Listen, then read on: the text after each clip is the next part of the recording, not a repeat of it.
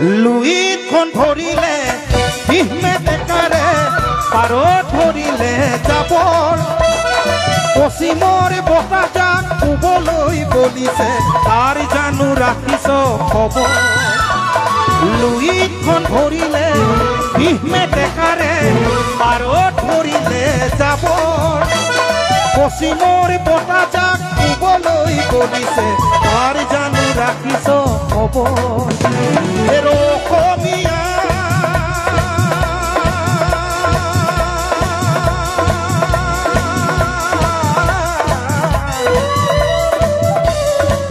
Durga দীপাৱলীয়ে কঙালীক চেপিলে